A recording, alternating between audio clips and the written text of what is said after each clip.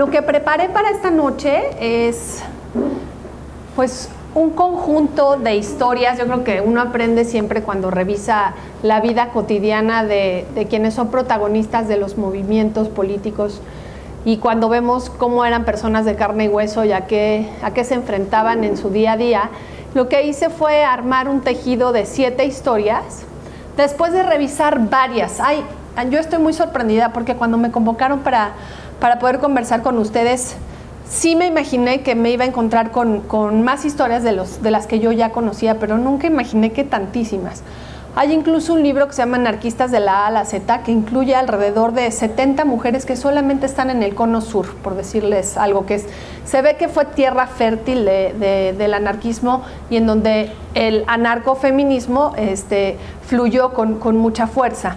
Pero lo que quise fue poderles traer más bien un poquito de diferentes sitios y traje a 7 mujeres.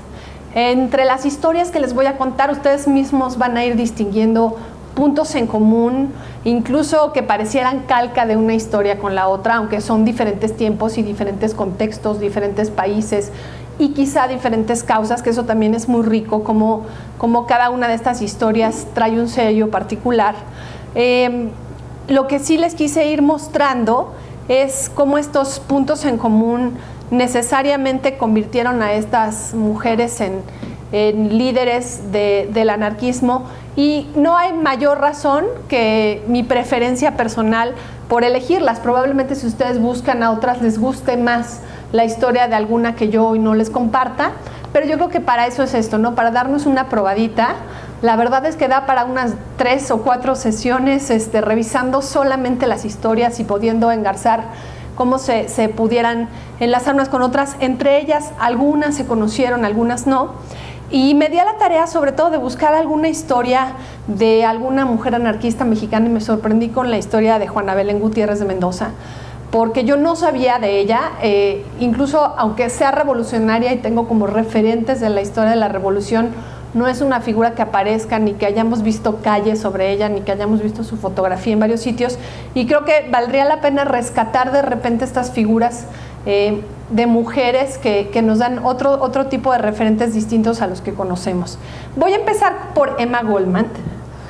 Como pueden ver, aquí les voy poniendo las banderas.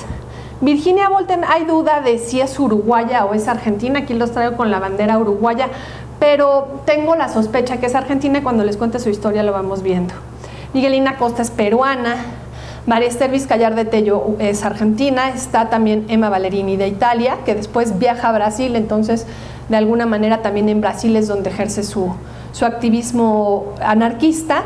Como les comentaba, Juana Belén Gutiérrez de Mendoza, que su historia es apasionante, y Flora Tristán, que conversando justamente con Jorge Javier Romero, con quien entiendo ya tuvieron alguna de sus sesiones, platicábamos que la historia de Flora Tristán se vuelve interesante, ahora sí que por doble partida, no solo por su propia vida como anarquista, sino porque se le vincula con quien fuera su nieto después, Paul Gauguin. Ya luego lo platicamos, porque además creo que van a tener un taller más, una conversación más sobre literatura anarquista, entonces probablemente recurran a esa novela para hablar de Flora Tristán. Al inicio les presento un cuadro con solamente algunos datos, porque luego es útil tener visualmente algunos datos sobre las personas, pero yo voy a ir libremente contándoles la historia. Emma Goldman nació en Lituania en 1869. Su madre era una mujer viuda que ya había tenido 2 hijas mujeres en el primer matrimonio, y cuando contrae su segundo matrimonio, de este segundo matrimonio nace Emma. El padre, en aquella época un judío, quería tener un primogénito hombre, resulta profundamente decepcionado porque pues resulta que sus deseos no fueron concedidos, y tiene a Emma como primogénita. Empiezan sus presiones para quererla casar a los 15 años y Emma se resiste. Ahí empieza un poco su carácter de anarquista. Se resiste, se opone, no se casa. Empieza a trabajar, estaban en Rusia, era una época de los zares, en esa época zarista pues era difícil que las condiciones laborales fueran óptimas y mucho menos para una mujer. Entonces, entre que la relación con su padre era muy conflictiva y que no tenía mucho futuro laboral para poderse independizar, se escapa de casa y se va a vivir a Estados Unidos con su hermana Elena. Llega a Rochester, donde se instala como costurera, y es ahí cuando también se da cuenta, ahora sí que para su decepción, que las condiciones laborales en Rochester tampoco eran muy favorables, se parecían incluso a las de la época zarista de Rusia, y entonces empieza ahí a detectar cuáles elementos de estas condiciones laborales son urgentes y requiere cambiarse, ¿no?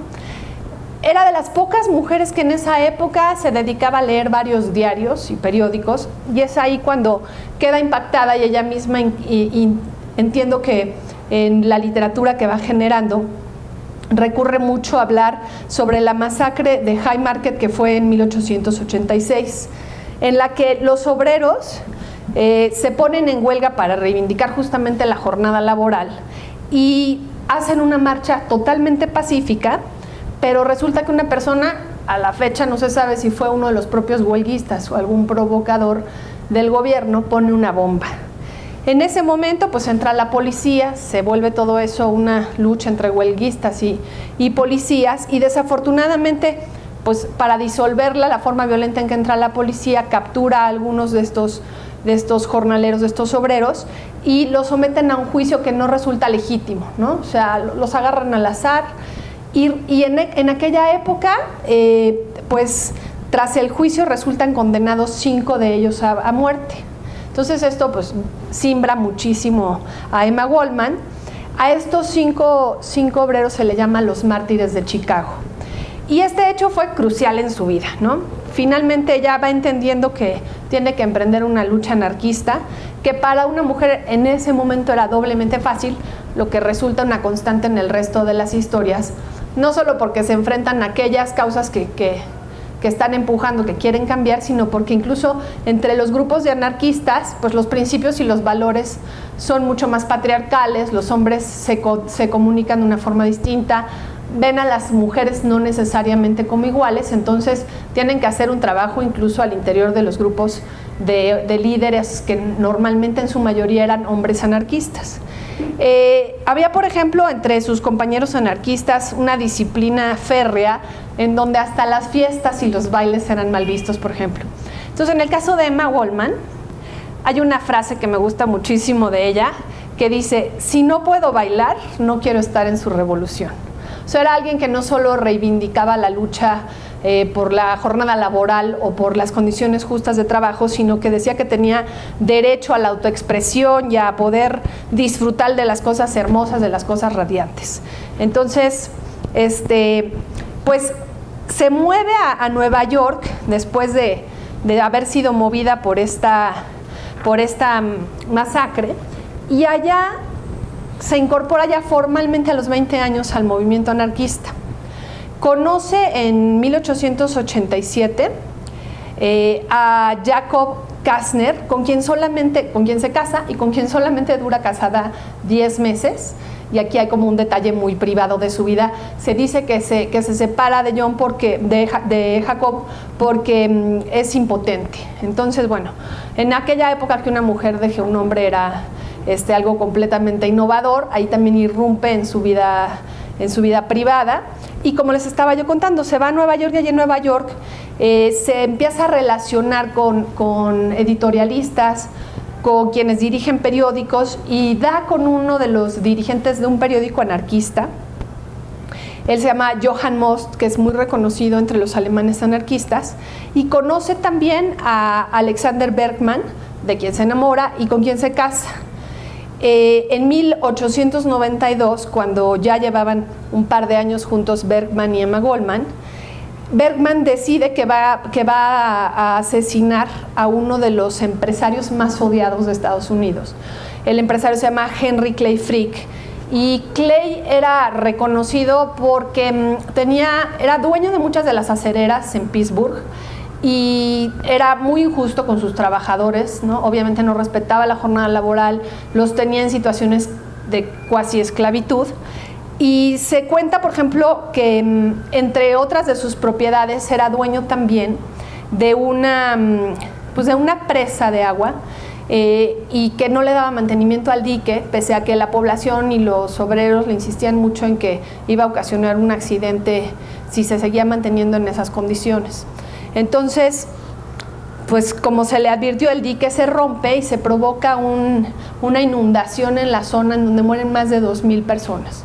Entonces, pues bueno, alimentado el odio de los anarquistas y las razones para despreciar a este empresario, si alguien era radical era justamente Alexander Berkman, y decide que va a asesinar a Henry. No lo consigue, ¿no? Pero sí es detenido por el intento de asesinato y es condenado a 22 años de prisión. Por tener buen comportamiento y demás en la cárcel, consigue que su condena sea rebajada a 14 años de prisión. Y bueno, pues sale de la cárcel. Emma Goldman lo espera, lo acompaña, lo visita todos estos 14 años, y ella sigue pues alimentando su cultura anarquista. Resulta que Emma también fue encarcelada porque se le acusó en algún momento, bueno, varias veces, pero la primera vez que fue encarcelada fue porque se le acusa de haber instigado a los trabajadores en 1893, o sea, un año después de que Berkman es encarcelado.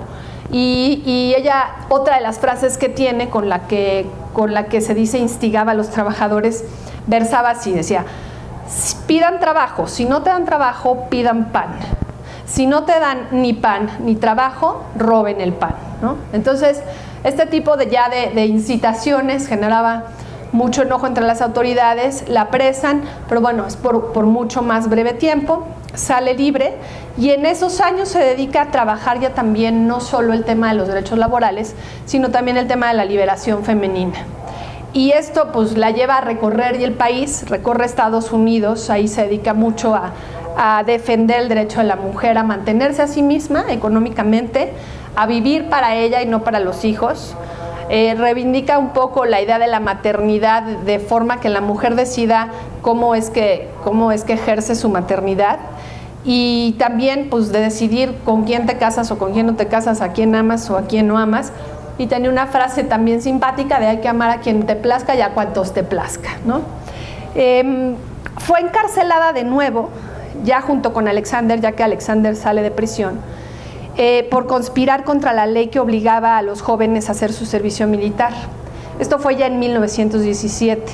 Entonces, bueno, ambos son encarcelados en Estados Unidos, después son liberados, y una vez que la liberan, se dedica al tema editorial que le había quedado pendiente. Siempre traía como las ganas de ella misma innovar, y genera una revista que se dedica a la política y a la literatura. Esta revista se llama Mother Earth, la Madre Tierra, a la que incorpora también a Alexander como editor, una vez que recupera él su libertad. Y bueno, participan más tarde en la lucha activa, ya no solo contra el servicio militar, sino contra la posibilidad de que Estados Unidos se incorpore en la guerra europea. O sea, ahí ya vemos tres causas en la vida de Emma Goldman: los derechos laborales, las libertades de las mujeres, la igualdad de la mujer, y el tema antimilitar, de alguna manera, ¿no? En 1918, en Estados Unidos, se aprobó la ley de sedición, que básicamente establecía multas y cárcel a quienes se manifestaran contra el gobierno. Entonces, bueno, pues es ya la razón perfecta para que tanto Alexander como Emma fueran arrestados. Son deportados a Rusia, y en esta audiencia con los jueces, a Emma, que le llamaban Emma la Roja, uno de los jueces la señala como la mujer más peligrosa de América. Entonces, pues una vez deportados tienen que regresar a vivir a la URSS. Están ahí algunos años, ya no tanto como pareja, pero sí como, pues hacen una fórmula de lucha y siguen juntos en sus intereses políticos. Se van juntos también a vivir a Francia, a Saint-Tropez, y ahí desafortunadamente Berkman decide suicidarse en 1936. Emma sigue su vida, se va a vivir a Canadá. Entre algunas de las luchas que sigue a distancia, se incorpora de alguna manera asesorando a quienes llevan la guerra civil española, y finalmente ya ahí en Toronto muere por un derrame cerebral en 1940, ¿no? Como les dije, pues era conocida como Emma la Roja. Fue una activista muy radical, no solamente iba contra el capitalismo que llevaba la esclavitud a los trabajadores, sino que además promovió mucho también el uso de los anticonceptivos y el amor libre, que en ese momento hablar de anticonceptivos o hablar de sexo era también penalizado con cárcel, ¿no? Que era una de las razones por las que también se le calificaba de instigadora. Entonces, pues eso es un poquito una probadita de la historia de Ma Goldman. Y vamos ahora a platicar un poquito de Virginia Bolten, que como les comentaba aquí, revisando literatura y biógrafos de Virginia, hay diferentes versiones. Algunos dicen que es uruguaya, otros dicen que es argentina, es como quienes se pelean el mate, ¿no? Que dicen que es de un lado o que es del otro. Y lo que sucede con Virginia, y por eso la confusión, es porque nació justo en la frontera. Entonces, por lo que yo estuve revisando, quizá pudiera concluir que nació en Argentina, y hay un dato que ustedes ya verificarán a ver si les parece que eso nos puede ayudar a concluir eso. En 1870 nace, su padre era un alemán, su madre era argentina justamente, tuvo 3 hermanos y pues Virginia vivió justo en esta zona de la ciudad de Rosario, en un barrio obrero que va creciendo alrededor de una refinería de azúcar, de la refinería argentina del azúcar. Ahí se hace, pues va creciendo el barrio, se hace una gran planta industrial y pues su destino era básicamente convertirse en obrera de esta refinería argentina. Se enamora de un anarquista también, del cual tampoco hay certeza del apellido. Tengo 2 apellidos posibles, uno es Márquez y otro es Manrique. Bueno, dejémoslo en Márquez, ¿no? Que es más familiar para nosotros. Márquez era un anarquista que estaba trabajando para el gremio zapatero y de alguna forma pues hicieron muy buena mancuerna Virginia y Márquez, y se dedicaron a trabajar juntos en temas anarquistas. Y Virginia no solo lo apoyaba en la parte intelectual, sino que además financiaba muchas de las tareas anarquistas de Márquez. Que eso pasa con algunas de las anarquistas, ¿no? Pese a su anarcofeminismo, acaban apoyando económicamente las labores anarquistas de los hombres anarquistas. Entonces, finalmente, cuando ya vemos que hay una formalidad de incorporación al movimiento anarquista por parte de Virginia, es en 1890, tenía 20 años. Todas muy jóvenes se incorporan a estos movimientos. Yo pienso en mí a los 15 o a los 20 años, ¿no? Y digo, no tenía ni la menor idea de a qué movimiento político deseaba incorporarme, y ellas estaban convencidas de hacia dónde iban ya, ¿no? A los 20 años es detenida por empezar a distribuir propaganda anarquista alrededor de la refinería, y empieza a participar ya como más públicamente en una de las marchas, en donde ella ya portaba una bandera roja, una bandera negra con letras rojas, en donde traía una leyenda que decía: 1 de mayo, fraternidad universal. Los trabajadores de Rosario cumplimos con las disposiciones del Comité Obrero Internacional de París. Aquí ya empiezan ellos a tener referencias también internacionales de los movimientos internacionales de los trabajadores, ¿no? No necesariamente de la Internacional Socialista en este caso, pero en otros sí. Los vamos a ir viendo cuáles sí están vinculados con el marxismo y cuáles no. Entonces, es de las primeras mujeres en dar un discurso revolucionario en esta misma marcha, y pues se le acusa, como se imaginarán, de atentar contra el orden social, la detienen, pero bueno, deja ahí una huella como la primera mujer oradora en una concentración en donde los obreros eran en su mayoría hombres. Y el 8 de enero de 1896 comienza a editar un periódico propio, del cual consigue sacar solamente 9 números. El periódico se vuelve muy famoso no tanto por el contenido o por el nombre del propio periódico, que era La Voz de la Mujer, sino por un lema que es de los más fuertes del anarcofeminismo. Aquí lo tengo en donde dice impacto, que era ni Dios, ni patrón, ni marido, ¿no? Entonces eso nos habla mucho de la concepción integral de todo lo que se resistía a una mujer anarquista.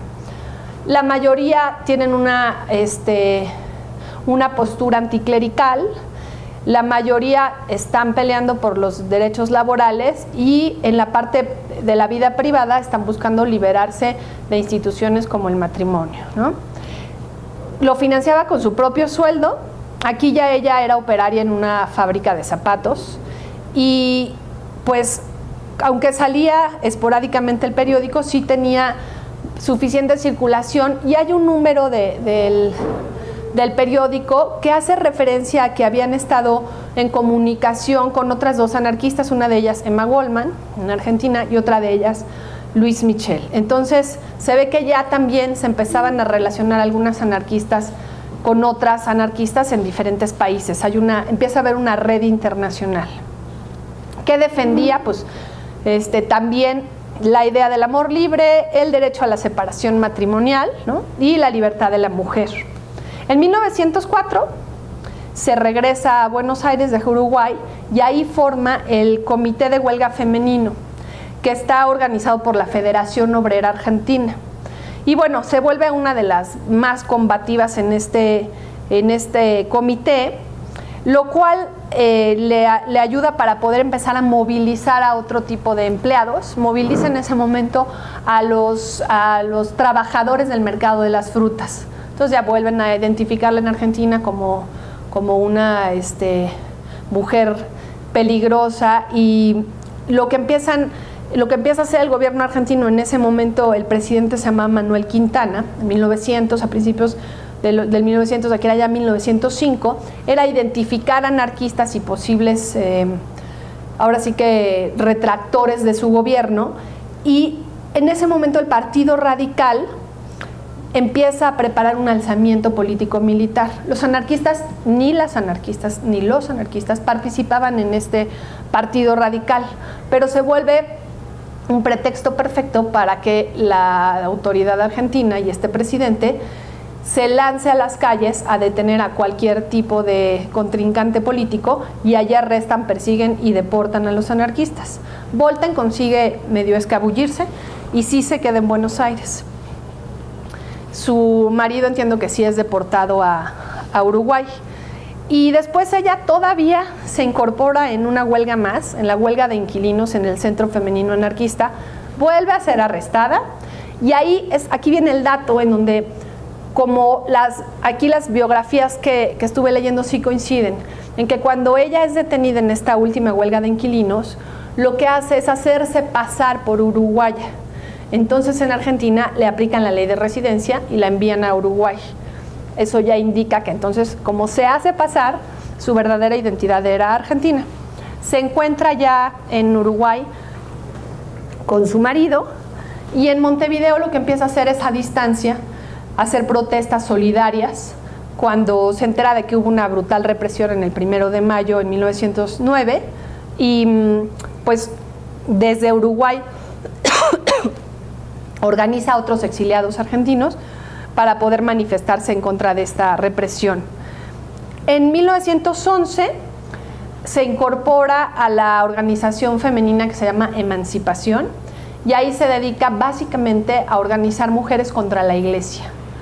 Se acerca mucho a algunas operadoras telefónicas, con quien empieza a hacer células de mujeres anarquistas, y también empieza a acercarse a las mujeres que están impulsando el sufragio femenino. Y lo último que se sabe de Virginia es que después empieza ya a dedicarse más a una vida académica y forma un Centro Internacional de Estudios Sociales.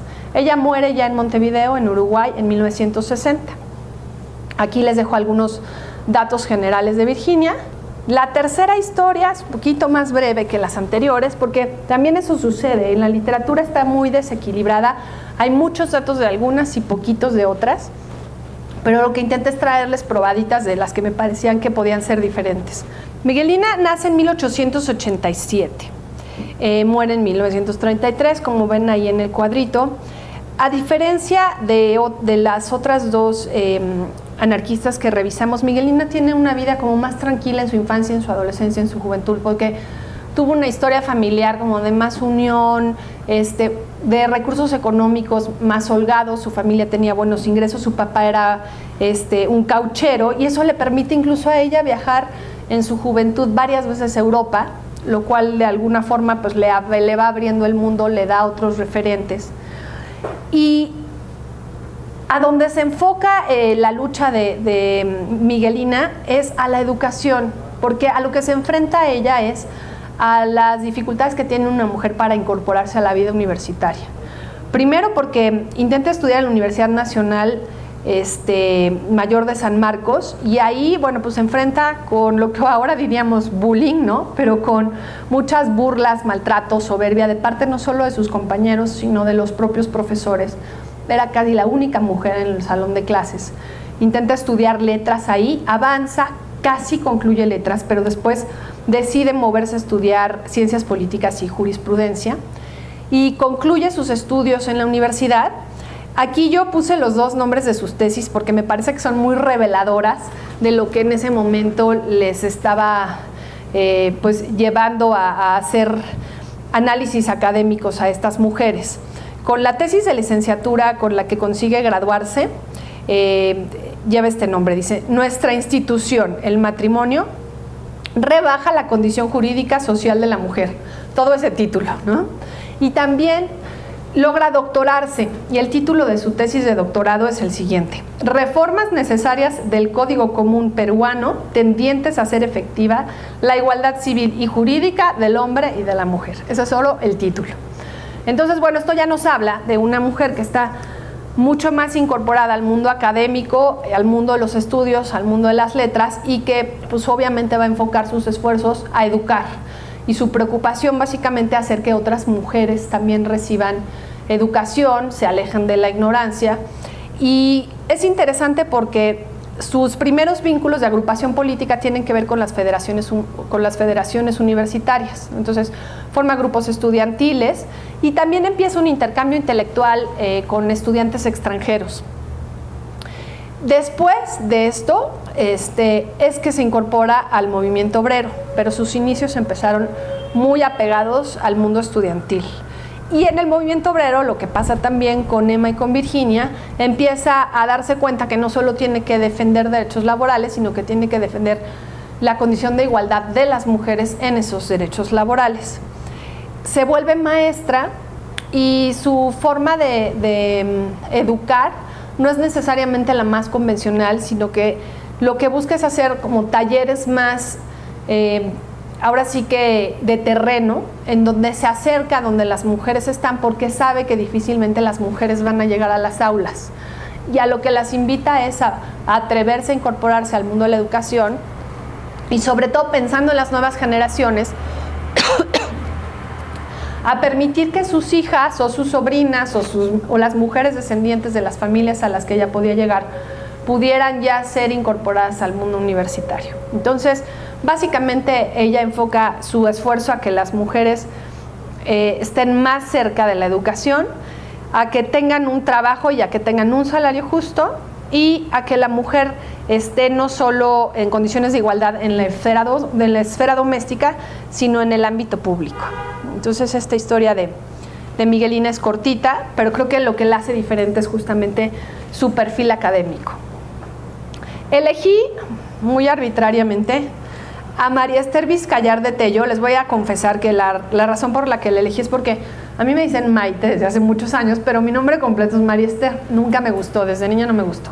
Entonces yo le pedí a mi papá que me cambiara el nombre, me dio un par de nombres a elegir, y entre esos elegí Maite, que acabó no siendo tan dispar con el nombre, parecía como una abreviación, pero cuando vi que esta mujer se llamaba así, dije, bueno, pues me voy a echar un clavado, porque no era de las que uno busca mujeres anarquistas y te aparezca en la primera lista de mujeres anarquistas. Pero su historia, la verdad, es realmente interesante. Ella es una mujer que ya está dedicada a la docencia, es una maestra rural, es una trabajadora social, y también está muy vinculada a la extensión universitaria. Ella desde los 15 años, por eso les decía yo, cuando pienso en la edad a la que se empiezan a incorporar a los movimientos políticos, quedo muy impresionada, decide entrar al grupo Voluntad, así se llamaba el grupo. Y en este grupo, pues empieza a lidiar con estudiantes, tienen tertulias un poco como las que ustedes están teniendo, cafés tertulias, en donde lo que hacen es discutir literatura anarquista. Capaz que de aquí surge algún grupo anarquista. Y bueno, ella tiene 3 hijos. Su historia se vuelca más hacia el anarquismo a partir de su descendencia. También eso lo hace diferente. Tiene 3 hijos, Pablo, Daniel, Rafael y Marcelo. ¿Y por qué son importantes los hijos? Porque si algo les molesta a las feministas es que las describas a partir de sus relaciones familiares o de sus relaciones de pareja, ¿no? Pero aquí eso es importante porque así habrá educado a los hijos, que los tres conforman un núcleo anarquista contra la dictadura y básicamente en Argentina son quienes empiezan con los grupos clandestinos de resistencia. El grupo de los hijos empieza primero con un grupo de maestros anarquistas más antiguos que traían más esta disciplina de reuniones literarias, y ellos empiezan a incorporar pues, más literatura marxista, más temas de operación política, conceptos de emancipación que no necesariamente manejaban los anarquistas. Entonces empieza a haber una disrupción, digamos, conceptual, y los hijos deciden separarse de los anarquistas antiguos y van radicalizando este núcleo y lo vuelven clandestino, e incluso empiezan a hacer una organización político-militar que va teniendo células que a su vez se comunican clandestinamente con células marxistas en la Argentina y a veces incluso en otros países del mundo, ¿no? Entonces, bueno, los hijos de Marister empiezan a ser obviamente pues blanco perfecto de las autoridades argentinas. Antes del golpe de Estado, el primer hijo, Marcelo, es secuestrado por la policía. Cuando esto pasa, porque ella, esto ya no les conté, ella decide sumarse con los hijos desde el inicio. Desde que ellos arman este núcleo radical, ella conforma el grupo con ellos.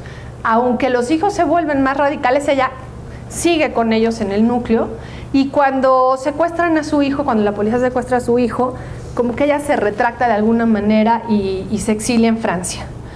Se queda en Francia algunos años, cuando se entera que sus otros dos hijos fueron detenidos también, fueron torturados frente a sus mujeres y frente a sus familias y fueron desaparecidos. Entonces decide en ese momento formar una asociación de argentinos exiliados en París, y desde ahí empiezan a hacer estas marchas frente a la embajada contra la tortura y contra la desaparición forzada. Entonces, pues ahí, aunque la embajada nunca les abre sus puertas, nunca los reciben, nunca tienen un diálogo con estos exiliados, sí tienen algún impacto mediático en Francia, y la sociedad francesa los reconoce y empiezan a hacer viral estas manifestaciones de madres que están buscando a sus hijos.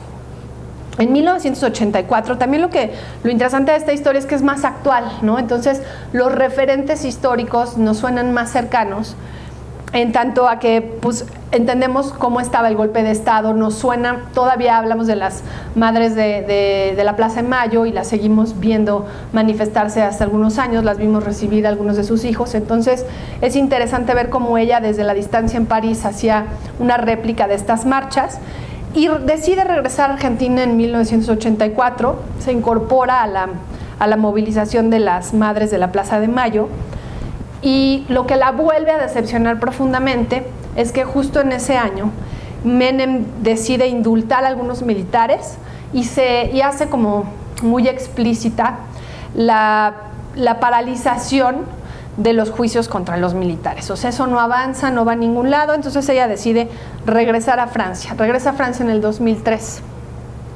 Sigue en Francia participando activamente en estas manifestaciones a distancia, y regresa nada más en 2009 al Tribunal Oral Federal, que era el segundo tribunal, en donde hay un juicio en el que están imputados militares y policías justamente por tortura y desaparición.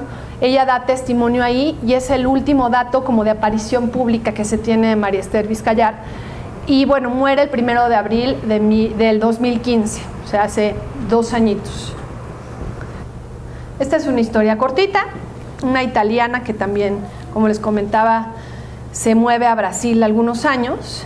Emma Ballerini se llama, nace en Lucca, en la Toscana italiana, en diciembre de 1867. Primero sus biógrafos nos hablan de su vida personal. Ella tiene 2 hijos, muy joven, el primero a los 19 años, el segundo a los 21 años, y se casa con Aureli Ballerini, ¿no? Aquí podemos ver cómo conserva el apellido de su marido, no conocemos su apellido original, lo conserva incluso ya en su vida de activista y anarquista pública, y resulta que el marido la acusa de no cumplir con sus obligaciones conyugales, se separa de ella, le quita los hijos y la deja sin sustento y de alguna manera desprotegida económicamente en 1891.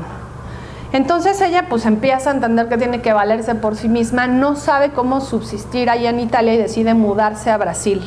Era como esta idea de que en América encontrarían una mejor vida, ¿no? Entonces, allá en Brasil es donde empieza a dedicarse a la moda. Con estos recursos de modista, ella empieza a dar fondos para movimientos anarquistas y conoce a un anarquista de nombre Luigi Damiani, a quien también apoya económicamente, como Virginia, ¿no? Entonces, les digo que hay de repente esas similitudes. Casi que todos sus ingresos de modista se iban a los movimientos anarquistas y ella no era necesariamente la protagónica de esos movimientos, ¿no? Sino quien otorgaba apoyo económico. Y en 1904 es cuando decide que ya quiere participar no nada más como quien financia el movimiento, sino como quien aporta ideas e incluso se vuelve vocera ya de una asociación feminista de jóvenes y básicamente lo que hace es impulsar en Brasil los mismos principios que hemos estado viendo de igualdad, de no restricción a la vida matrimonial, de poder tener libertades económicas, de tener acceso a un salario justo, a un trabajo, y va liderando a sus compañeras. Después toma una causa que también se vuelve distinta a la del resto, que es luchar contra la pedofilia. En la zona de Brasil en la que ella vive, empieza a haber escándalos de curas pederastas que abusan de menores, sobre todo en casas hogar, una casa hogar en donde había niñas y resulta que varias de esas niñas habían sido abusadas, y quien toma la causa en sus manos es Emma Ballerini, y entonces se vuelve como el referente de la lucha contra el clero y contra la pederastia. Sigue trabajando de modista, sigue recaudando fondos y sigue participando en protestas. Finalmente, a quien deportan después fue a su esposo, a Damiani, y por lo que lo acusan en Brasil es porque están en Sao Paulo. Suceden un poco estas escenas que parecen recortadas de una historia y pegadas en la otra. Hay una represalia violenta de la policía contra los manifestantes, lo detienen a él y lo acusan de que hizo un depósito de dinero robado a la cuenta de Emma. Entonces a él lo encarcelan, finalmente consigue que lo deporten a Italia y ella lo alcanza en Italia. Ahora viene una de las historias que les comentaba yo que más me sorprendieron, que es la historia de Juana Belén Gutiérrez de Mendoza. Juana Belén nace en Durango en 1875. Ella fue completamente autodidacta. Dicen que aprendió a escribir a una edad muy temprana y que era muy buena escritora, no solo de prosa, sino también de verso. Me traje un poema de ella que al ratito les leo, que revela un poco la época, el lenguaje y muchos sus ideales y ahora sí que su admiración por Benito Juárez. Desde muy pequeña ella empieza a rechazar los códigos de conducta que les son asignados a las mujeres, y a diferencia, por ejemplo, de María Esther o de otras feministas que vivieron una infancia más holgada, Juana sí resulta ser una mujer pobre, ¿no? Una mujer que no necesariamente tiene acceso a la educación desde casa y que muestra su disidencia religiosa desde muy temprana edad. Entonces esto la margina por completo. Las biografías que hay de ella también son pocas, pero coinciden en que las razones de su marginación están básicamente encapsuladas en esos tres rasgos: en ser mujer, en ser pobre y en ser disidente religiosa. Entonces se habla de ella como alguien que fue marginada y rechazada a temprana edad, y que esto de alguna manera explica por qué su revelación. Ella se casa a los 17 años. Se casa con un hombre que se llama Cirilo Mendoza, y ella lo enseña a él a leer y a escribir, ¿no? Como ella está tan apegada ya al mundo de las letras, ve que eso a él le puede dar mucho potencial y decide convertirse en su maestra. Tiene 3 hijos con Cirilo Mendoza, enviuda muy joven, y en esta situación de alguna manera de necesidad económica pierde a uno de los hijos a temprana edad. Decide volverse periodista. Aquí ya hay un rasgo nuevo también, ¿no? Es una periodista que dedica sus primeros reportajes y sus primeros artículos a la lucha anticlerical. Y básicamente, pues en un contexto porfirista, volverse anticlerical es también volverse antiporfirista. Entonces ya se le empieza a detectar como alguien que está en contra del gobierno. En los primeros periódicos que empieza a escribir, tengo aquí registrados 2 periódicos. Uno es El Diario del Hogar, que era básicamente un periódico dirigido a mujeres, como ustedes se imaginarán, que dirigía Filomeno Mata. Y el otro se llama El Hijo del Aguizote, que dirigía Daniel Cabrera. Entonces aquí ella tenía 22 años cuando empieza a escribir como periodista paralelamente en ambos diarios, y pues empieza a ser muy evidente su oposición liberal, su interés por desafiar al poder, y pues es una mujer que con la pluma es muy valiente. Finalmente, como se imaginarán, resulta encarcelada, básicamente por lo que escribe, y en 1897, una de las razones que hacen que sea perseguida por sus artículos es porque le da seguimiento a la explotación de una mina que está una mina que se llama La Esmeralda, que está en Chihuahua. Entonces va narrando y describiendo cuáles son las condiciones laborales de los mineros, a qué se enfrentan, cómo mueren y demás, y esta es una de las razones por las que se le encarcela. Es ahí cuando, además de continuar con su labor periodística, decide defender a estos grupos marginados, y en lugar de que la prisión la mantuviera al margen o le ayudara a que le bajara un poquito al volumen de su decisión por escribir, la vuelve más valiente, como que sale más convencida de la prisión, y decide fundar entonces el Club Liberal Benito Juárez. Por eso les traje el poema que le dedica a Juárez. Este club lo funda en Minas, en Coahuila, en 1901. También fundó un seminario. A ese seminario le puso el nombre de Vesper. Esto es un dato lindo porque Vesper era este hijo que muere pequeño que les cuento, se llamaba Santiago, le gustaba ver las estrellas de noche y la mamá se las enseñaba. Y una de las estrellas que más le gustaba, es la estrella Vesper. Entonces ella decide titular a su seminario el Seminario Vesper, que tuvo durante su vida, cerraba, volvía a abrir, cerraba, volvía a abrir. Parece que hubo como 5 cierres y 6 aperturas, ¿no? En 1901 viene a abrir Vesper a la Ciudad de México, y ahí como que se hace más visible su oposición al gobierno de Porfirio Díaz, y se acerca a Camilo Arriaga, que pues era un líder revolucionario. Ella es reconocida ya como precursora de la Revolución Mexicana. Empieza a trabajar empieza a organizar mujeres, una oposición organizada de mujeres revolucionarias, y forma parte del Frente Nacional de Liberales Radicales. Vuelve a caer presa en 1903 en manos de los porfiristas, y finalmente es exiliada a Estados Unidos. No finalmente, durante un tiempo es exiliada a Estados Unidos. Allá en Estados Unidos vuelve a abrir nuevamente su semanario Vesper y sigue escribiendo contra el porfirismo. Y en 1907 funda Las Hijas de Anáhuac, que es una organización de más de 300 mujeres, en donde lo que básicamente piden son mejorar las condiciones laborales. Logra regresar a México. En México incluso dicen que ella participó en la redacción de algunos de los artículos de la Constitución mexicana que están enfocados a libertades y a igualdad, ¿no? Las garantías de libertad y de igualdad, y forma parte del Partido Nacional Antirreelección de Madero. Sin embargo, queda un poquito decepcionada de Madero, porque se da cuenta que cuando Madero llega al poder pocas cosas cambian, ¿no? Mantiene el mismo casi equipo y régimen que Porfirio Díaz durante algunos años, y ella sigue cercana al grupo de Ponciano Arriaga, que era familiar de Camilo Arriaga, y finalmente intentan Ponciano Arriaga y ella, según cuenta su biografía, armar una revuelta en Tacubaya, y están pues clandestinamente organizándola. Finalmente no consiguen armarla, pero ella vuelve a ser detenida por este intento de insurrección en Tacubaya. Sale libre de nuevo, y lo que empieza a promover es el voto de la mujer.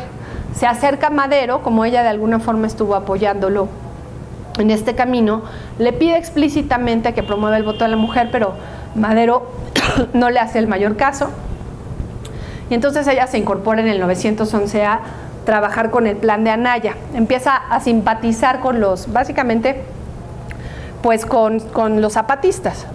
La encarcelan ahora por ser zapatista. Cuando sale de la cárcel, Zapata la reconoce, le agradece todo el esfuerzo y la nombra coronela. Y le encarga que se, pues ahora sí que represente y que organice el regimiento, al que llama Regimiento de Victoria. Entonces, pues ahí ya se incorpora de lleno como mujer revolucionaria. En 1916, como ya está muy ubicada como simpatizante cercana y parte del equipo de Zapata, Carranza la acusa de ser zapatista y la mete a la cárcel 10 meses más. Cuando sale de la cárcel, lo cual pues te refleja una tolerancia brutal, ¿no? Una resistencia incansable, decide colaborar con Lombardo Toledano, que en ese momento era gobernador de Puebla, y trabaja con él un buen rato. Su vida empieza ya más a tranquilizarse en ese momento y se va a Zacatecas, a donde dirige el Hospital Zacatecano. En 1921, aquí ya estaba pues, concluyendo consolidándose el proceso revolucionario. Entre 1925 y 1930 se dedica a ser inspectora de escuelas, ¿no? Esta figura que no sé si ustedes tengan presente, pero yo la tengo muy presente porque te asustaban cuando iba a venir la inspectora a verificar la escuela y demás. Entonces se echa 5 años como inspectora de escuelas, y de las últimas actividades que se tienen registradas de Ana Belén está que a los 73 años todavía decide fundar otro periódico más, al que llama Alma Mexicana. Dirigió después una escuela de señoritas en Morelia, en donde básicamente lo que intenta es como educarlas contra el patriarcado, a lo cual sorprende de alguna manera a sus padres, pero ella no desiste de la tarea. Y muere en 1942 en la miseria, en el olvido, nadie se acuerda de ella, nadie sabe quién fue. Solamente, según los biógrafos, hay un referente que es en la colonia de periodistas, supongo que es aquí en la Ciudad de México, hay una calle que lleva su nombre. Entonces, yo sí me voy a quedar con la tarea de poder hacer que sepamos más quién fue ella, que aparezca en los libros de texto, que las niñas y los niños en México sepan que participó una mujer como ella en este movimiento revolucionario. Finalmente, la última historia que les traigo es la de Flora Tristán, que como les comentaba al inicio, un buen referente para conocerla es la literatura. Vargas Llosa escribió en su libro El amor a la vuelta de la esquina la historia de Paul Gauguin y la historia de Flora Tristán, que resulta ser la abuela de Paul Gauguin. Flora Tristán nace en París, en abril de 1803. Ella es hija de un coronel peruano que trabaja en la Armada, bueno, que dedica sus esfuerzos a la Armada Española. Su padre se llamaba Marino Tristán y su madre es una francesa, Anne Laisanet. Los dos son personas de abolengo, tienen buena educación, tienen buenos ingresos, reciben en su casa a personas interesantísimas, lo que le ayuda de alguna manera a Flora Tristán a poder allegarse de ideas nuevas, de referentes internacionales. Dicen que la casa de la familia de Flora, cuando ella era niña y adolescente, fue visitada varias veces por el propio Simón Bolívar, por ejemplo. Su padre muere cuando ella es muy pequeñita, muere a los 4 años. Y con su madre va perdiendo pues como el apoyo económico, y con los años allá en Francia les van quitando los derechos y van perdiendo pues el nivel económico que habían tenido cuando el padre vivía. Entonces deciden mudarse al campo, dejan París, se mudan al campo. El hermano muere a los 11 años de edad y entonces Flora regresa con su madre a París. Allá, cuando empieza a crecer, la opción que se le da de trabajo es incorporarse a trabajar en un taller de litografía. Y pues todavía era joven, ¿no? Tenía 15, 16 años. A los 17 años, uno de los dueños de este taller de litografía, André Chazal, le ofrece matrimonio. Y aunque ella no estaba muy convencida, pues ve en este matrimonio de alguna manera una salida para la condición de miseria que tenían su madre y ella. Decide casarse con André Chazal, con quien tiene 3 hijos. Entre ellos, Aline, que es la hija menor, que resulta ser la madre de Paul Gauguin. Embarazada justamente de Aline, la madre de Paul Gauguin, huye del marido, deja a André Chazal y por razones de maltrato físico y maltrato psicológico. Y entonces una de sus causas se vuelve justamente la reivindicación del divorcio, de la separación matrimonial.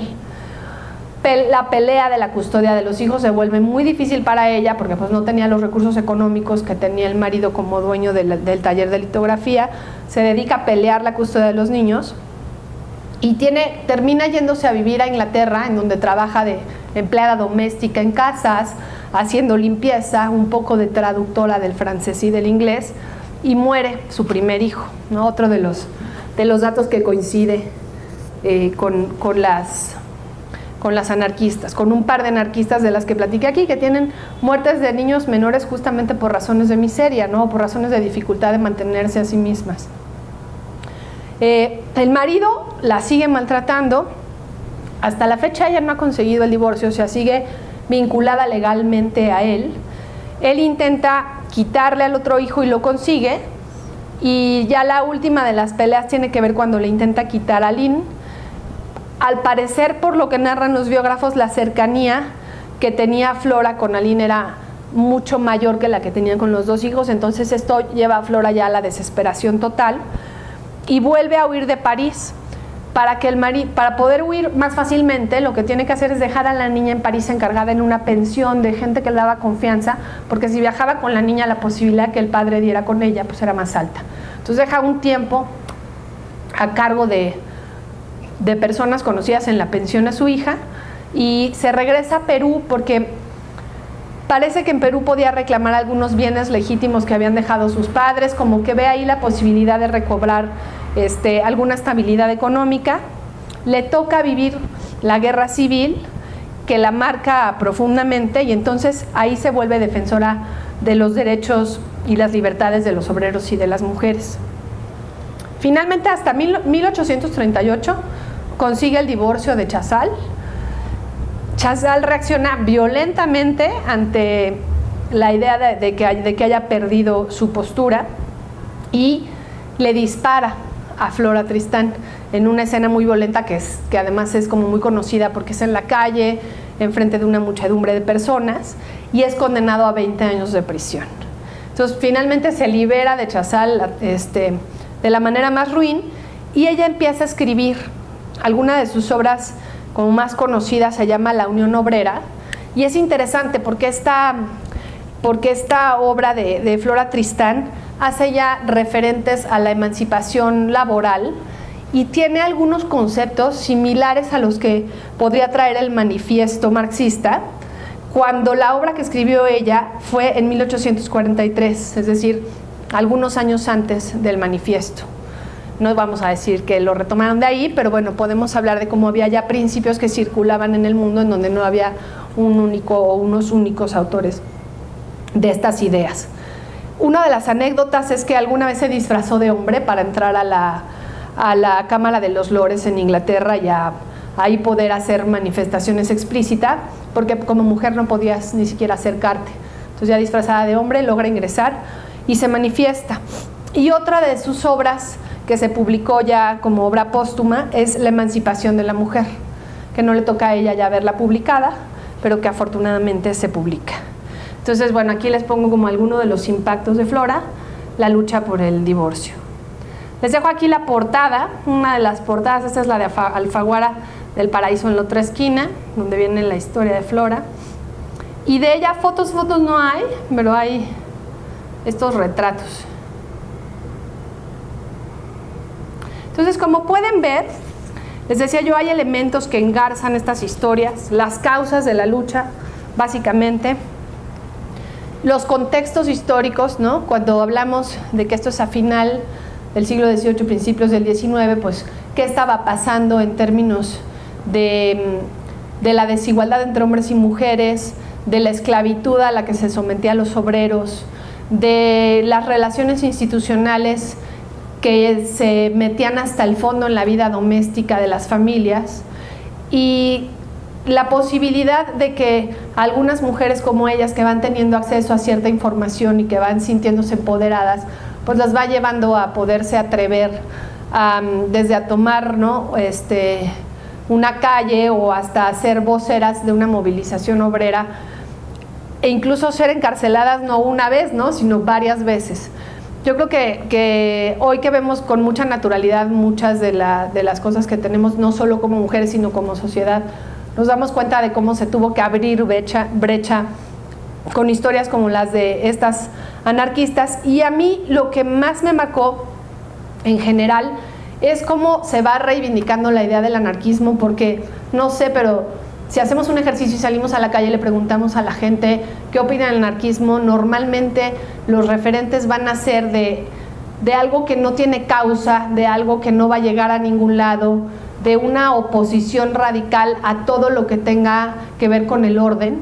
Y yo creo que ese es, pues, el peor de los fracasos para quien estuvo impulsando una causa anarquista, porque justamente se busca lo contrario, ¿no? Lo que se busca es la armonía social, las libertades llevadas hasta sus últimas consecuencias.